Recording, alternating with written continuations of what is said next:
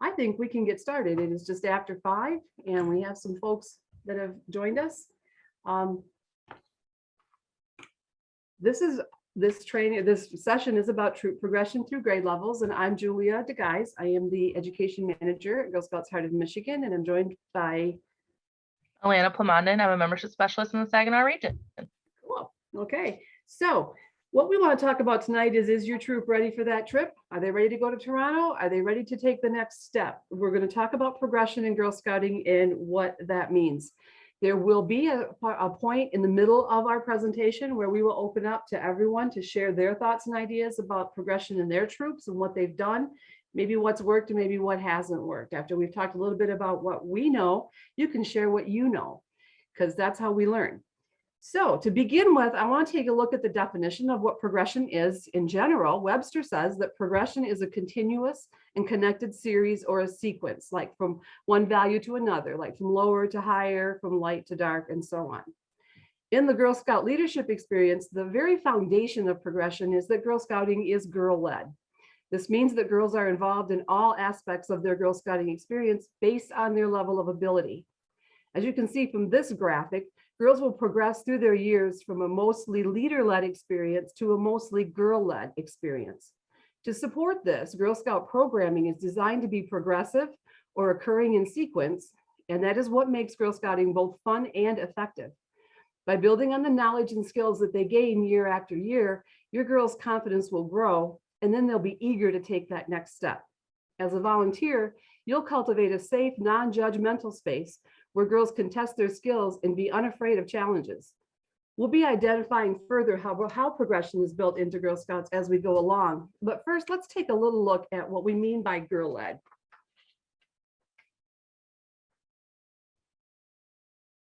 Enhancing cooperative learning and learning by doing, in the girl-led process, girls play an active role, deciding the what, where, when, how, and why of their activities. While their ages and intellectual development will determine the level of their participation, girls make the decisions that will guide their experiences. Let's use planning a trip as an example to illustrate. Daisies.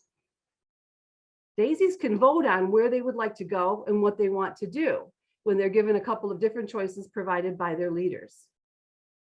Brownies can help research and can talk about different aspects of trips or activities, and then they can decide what to do based on what they learn. Juniors are able to put together reasons for taking a particular trip while planning and leading that trip or activity with some guidance.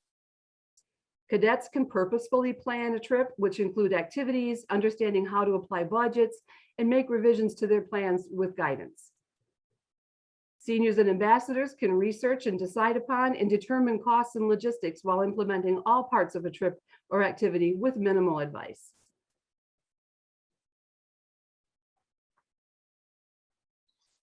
Keep in mind that intentional progression drives success for girls. By building on age-appropriate knowledge and skills year after year, your girls' confidence will grow and they'll be eager to take the next steps.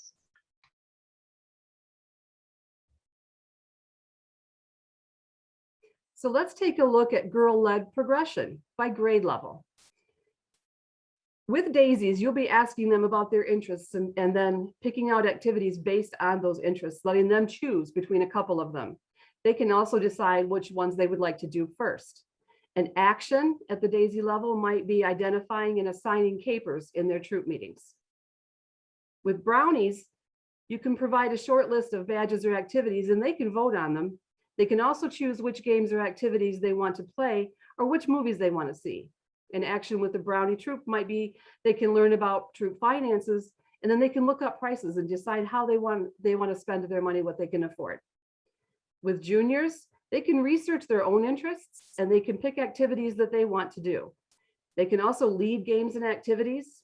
And an action for junior troop would be the girls can plan meals and create shopping lists and even participate in a shopping trip. With cadets, they can plan meetings using girl guides and safety activity checkpoints. They're able to set a troop budget and make decisions on how to spend their money. And girls at this level can research, reserve, and plan activities for a trip. Seniors and ambassadors, girls in these age groups are fully capable of planning meetings and activities, working together to develop the budget, balancing troop expenses. They really work together to complete badge work and activities as a group.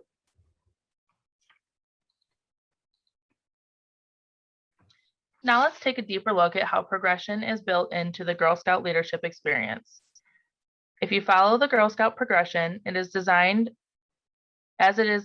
Progression happens automatically and naturally. You can see the progression through the Artist Legacy badges at each grade level. Brownies will start with painting, and the experiences progress up through photographer at a higher level, with each badge building on the skills learned before. Let's look at some more ways that progression is built into the Girl Scout leadership experience. These next progression charts will be available online after the kickoff event.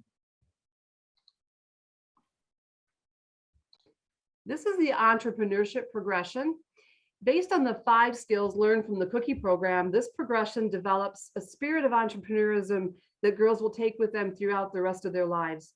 Girls will grow from learning money basics, earning specific badges, setting goals, and learning their customer base. They can continue to use this knowledge to grow their business using technology and to build a support system, then going beyond cookies and products to expand their business skills into new areas.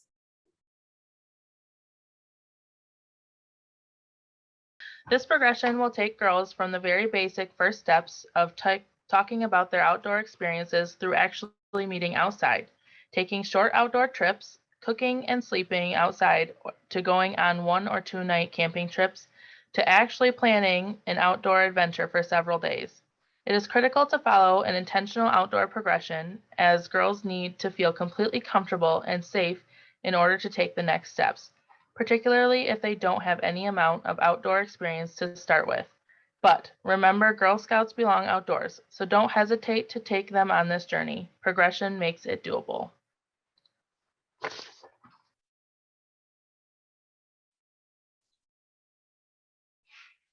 As with outdoor progression, girls need to start where they are comfortable. Young girls are likely not yet ready to travel a distance or spend a period of time away from home.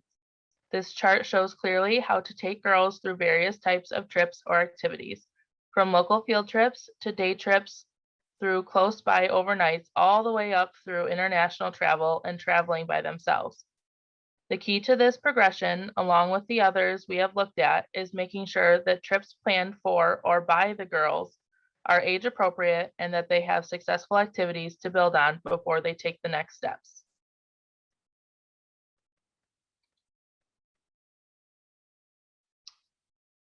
So how can you tell if your girls are ready to move forward in the progression steps? Let's take a look at the outdoor and travel progressions. There are some questions that you can ask yourself. Is she able to be away from home or parents for several hours? And are the parents prepared to let their daughter travel? Does she want to see and experience new places? Is she able to eat, sleep, and play with all girls, not just a best friend?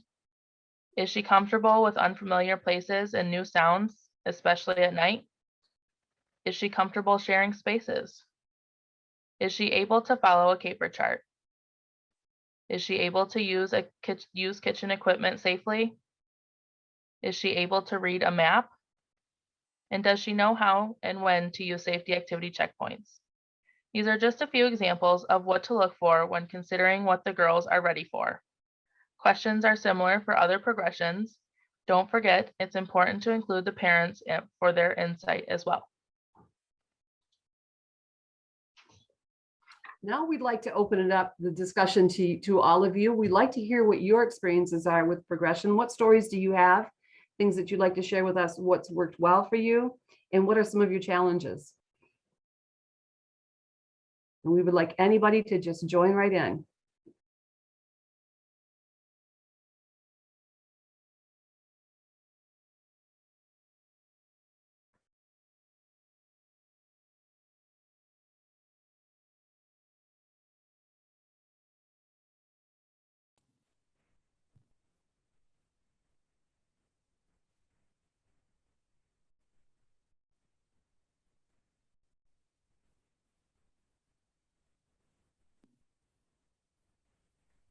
Does anybody have any specific questions that they'd like to ask? Rachel. Rachel's saying that her biggest challenge is having a huge variance in abilities to have creative thinking, planning, etc.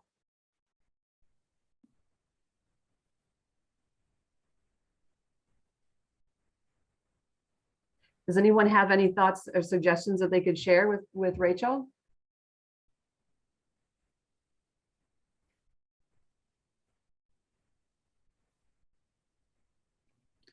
Rachel, is it a multi-level troop that you have?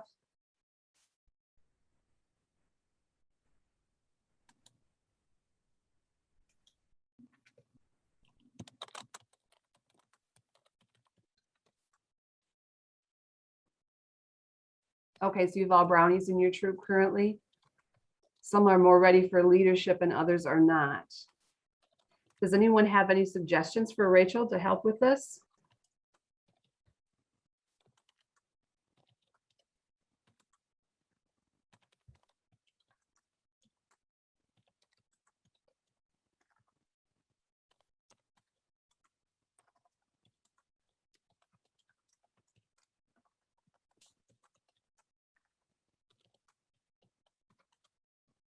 So Lenny, do you have thoughts that you could share with her?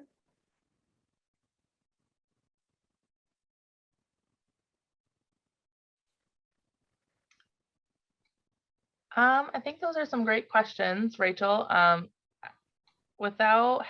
it's not a multi-level troop, it's just brownies, but they're just kind of all at different grade levels, or at different ages and stages in their abilities. So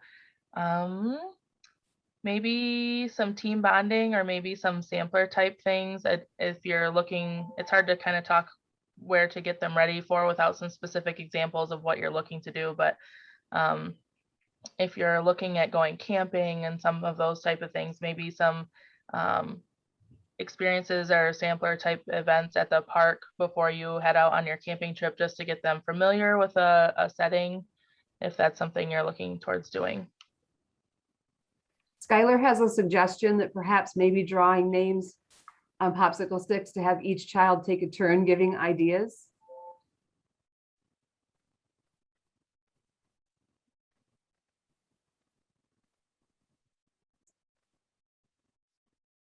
Kim said, maybe have those who are ready to help try to lead a fun activity or help with others learn how to plan an outing. I think that's a great suggestion.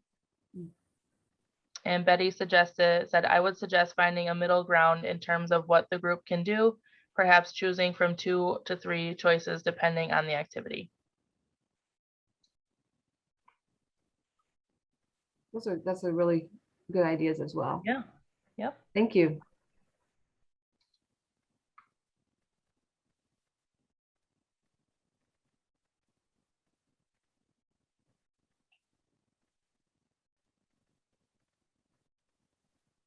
Does anyone else have any suggestions or thoughts that they'd like to share?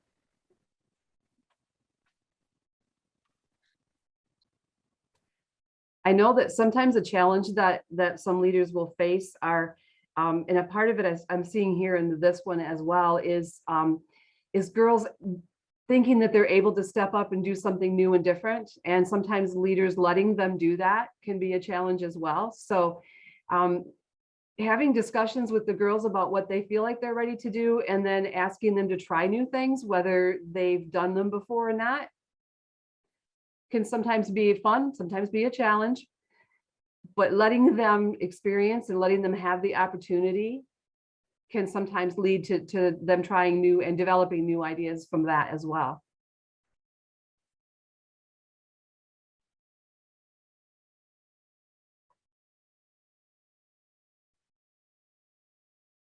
For some reason, my chat box is not moving, so I can't see if there's anything else in there. It seems to be stuck.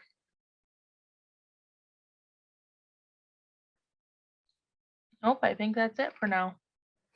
Still not moving. Okay. Oh, Skylar suggested consolidating ideas and offer guided questions to help them reach a decision.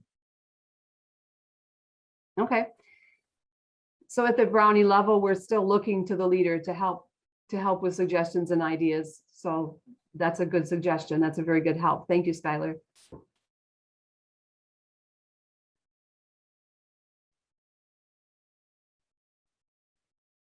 If Betty is basing her years of experience doing outdoor trainings, using progression in terms of outdoor activities is very important. Betty, can you elaborate a little bit more on why you feel that's important?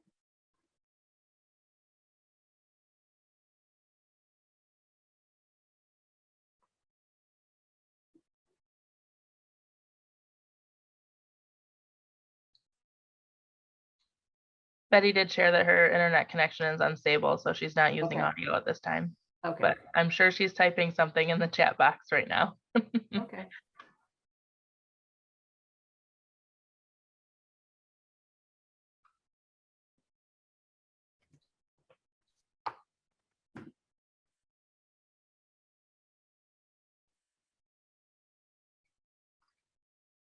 She says, because when that is not done, girls or adults can be overwhelmed by situations they may not be prepared for. I think that's wise advice. Sure. Yep. And we mentioned that when we were talking about making sure that the girls are comfortable before they're ready to go on to the next step, because outdoors can be rather intimidating.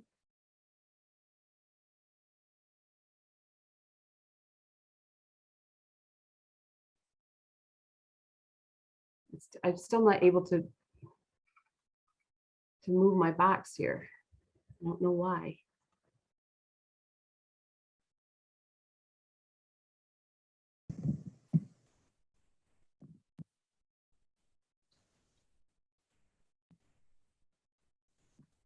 I apologize. I'm having a little bit of a difficult time here.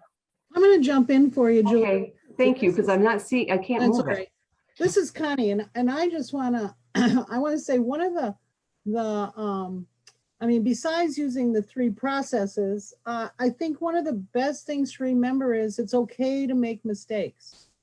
You know, we all are first timers for something.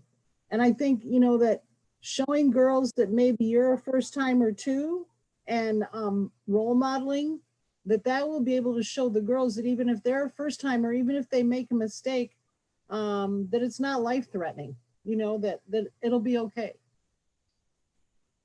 Thank you. We hope it's not life threatening. Leaders should plan it so the mistakes are not life threatening. Let's go with that. Sure. Betty also shared that it's very helpful if adults take the outdoor trainings, and classes will be offered at volunteer boot camps this fall. Sure.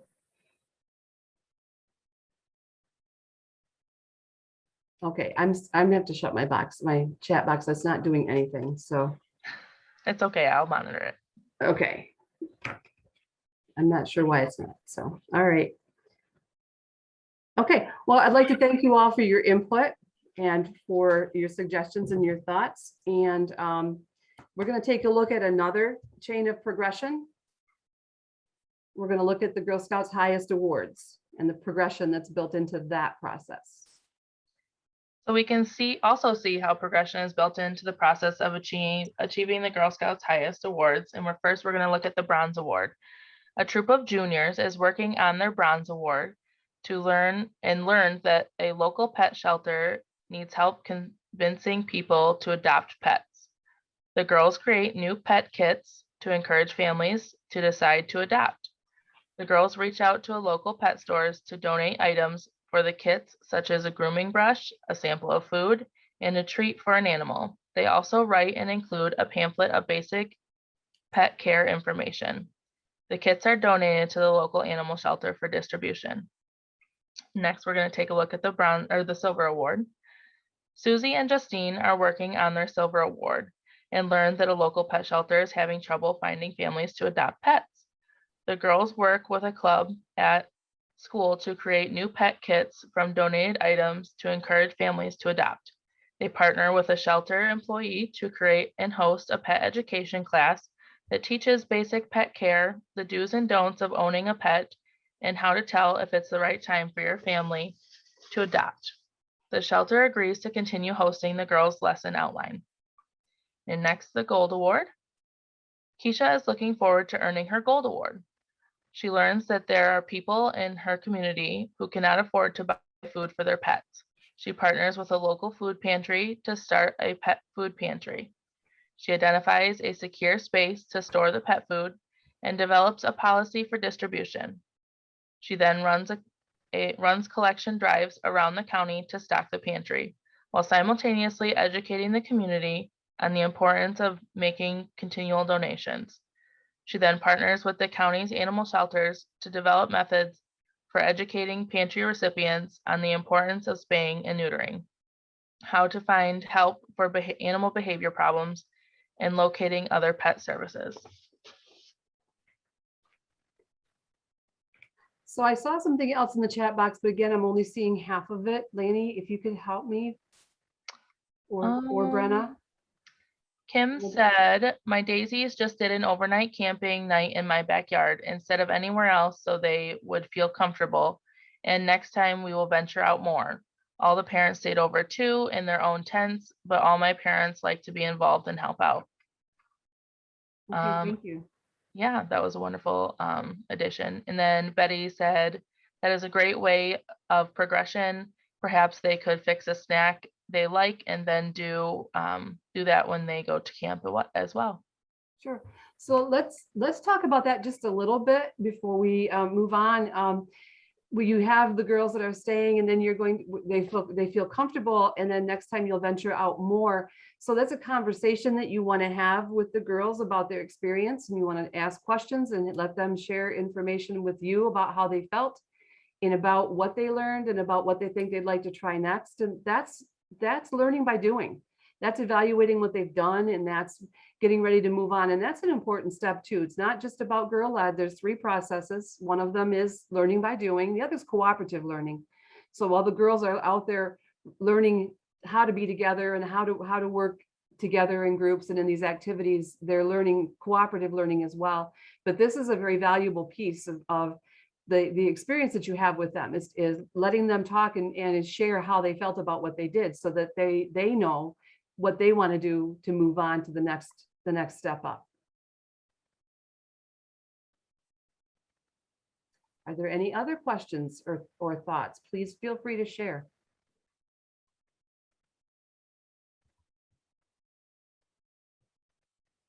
Okay.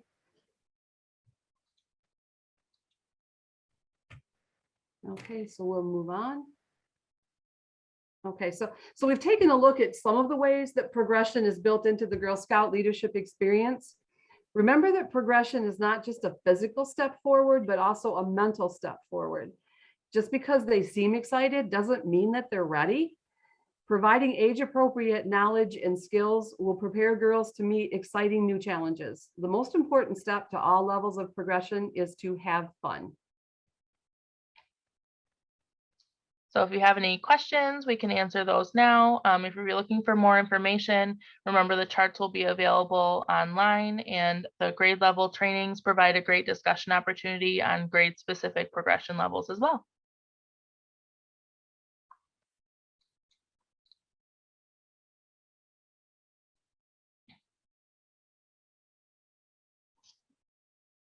So we can open the floor to any additional questions you might have.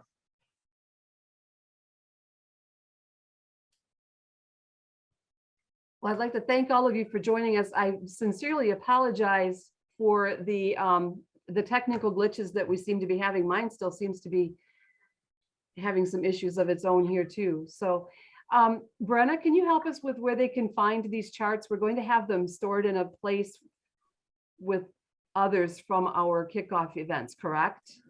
Yes, so all of the resources from various different breakout sessions that folks are attending will be found on our main kickoff page on our website. And we will include a link to that when we send our follow-up email to all registrants. And that link will also include it in the September 1 volunteer newsletter, just in case folks weren't able to attend this week, but want to check out the recordings. Okay, thank you.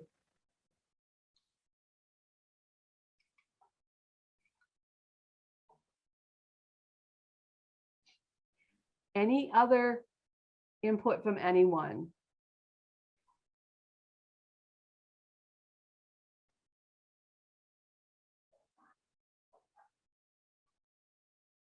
Okay. If not, then I would like to say thank you again for joining us. And don't hesitate to reach out to Girl Scouts Heart of Michigan if you have any questions about this. Okay, our CEO, Jan Barker, is with us tonight. She has I typed in the chat box and I can't see it again. I'm sorry.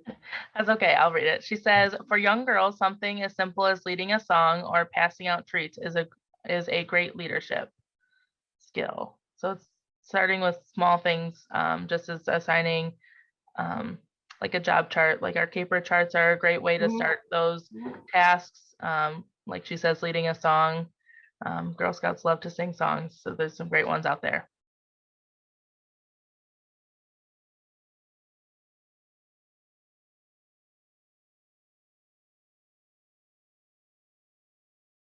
Okay, thank you, Jan, for sharing that. And thank you all for joining us tonight.